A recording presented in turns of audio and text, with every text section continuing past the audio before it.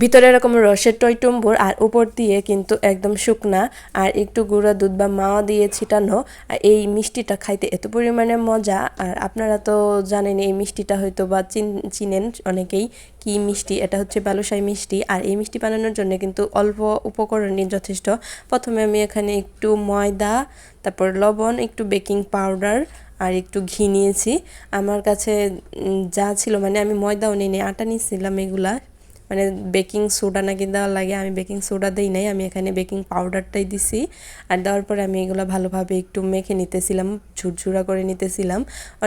অনেক ভিডিও দেখেছি, দেখার পর অনেকে বলছে যে এখানে বেকিং পাউডার দিলে হবে না, বেকিং সোডা দেওয়া লাগবে, কিন্তু আমি বেকিং পাউডার দিয়ে করছি, একদম পারফেক্ট হয়েছিল। আর এখানে আমি মিষ্টি দই ব্যবহার করছি, এখানে সবাই টক দই ব্যবহার করতে বলছে, আমার কাছে যা ছিল আমি তা দিয়ে এই মিষ্টিটা বানাইছি। আর এই মিষ্টিটা বানানোর পরে সব দিক দিয়ে একদম পারফেক্ট হয়েছিল। যেহেতু ভিডিওর মতো করে আমি বানাই নাই, আমি আমার মতো করে বানাইছি, তাই এটা আমার কাছে মনে হইতেছে যে একদম পারফেক্ট ওই ভিডিওর উপকরণগুলো ছাড়াই।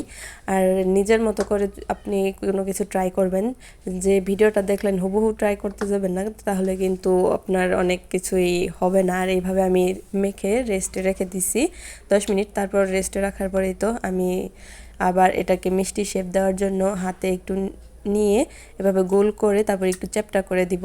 চ্যাপ্টা করার পরে এটার যে ট্রেডিশনাল একটা মানে শেপ আছে, যে ভিতর দিয়ে একটা ডোনাটের মতো ছিদ্র করে দেওয়া, এইভাবে আমি একটা শেপ দিয়ে সবগুলো আমি অফ ক্যামেরাতে বানিয়ে নিব।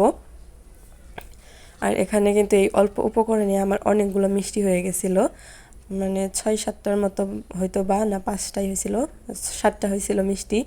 এই তো দেখেন আমি সবগুলো মিষ্টি কিন্তু বানানো শেষ। আর এখানে আমি একটু তেল নিছি, তেলটা কিন্তু গরম করা যাবে না, কুসুম গরমের থাকতেই আমাকে এই মিষ্টিগুলো ভালোভাবে ভেজে নিতে হবে। একদম এই যে ব্রাউন কালার করে নেবেন, ভাজতে ভাজতে যাতে ক্রিস্পি হয়। আর বেশি আঁচে ভাজা যাবে না, একদম অল্প লো আঁচে ভাজতে হবে। তারপরে এই তো ভাজা শেষ, আমি এখন উঠে নিতেছি সবগুলো। এখন উঠাই নেওয়ার পর আমি এখানে শিরা বানিয়ে নিয়েছিলাম আগে থেকেই, আর শিরাগুলা একটু আমার পাতলা হয়ে গেছিলো। আর এই শিরাতে পাতলার জন্য আমি একটু চুপে রাখতেছি। আর আপনি কিন্তু ঘন হইলে একটু একটা চুবান দিয়ে এটারে তুলে ফেলবেন। তারপরে তো আমি এখানে এক সাইডে কিন্তু একটু গুঁড়া দুধ নিছি, আর এটাকে মাওয়া বা গুঁড়া দুধ দিয়ে কোটিং করলে বেশি ভালো লাগে মাওয়া দিয়ে করলে, কিন্তু আমার কাছে মাওয়া ছিল না, তাই আমি গুঁড়া দুধ দিয়ে এটাকে কোট করে নিছি। আর এটাকে গুঁড়া দুধ দেওয়ার পরে এই কোট করার পরে কিন্তু অনেক বেশি ভালো লাগে দেখতে, মানে তার যে একটা আসল সৌন্দর্য বালুশাহী মিষ্টির সেটা ফুটে ওঠে।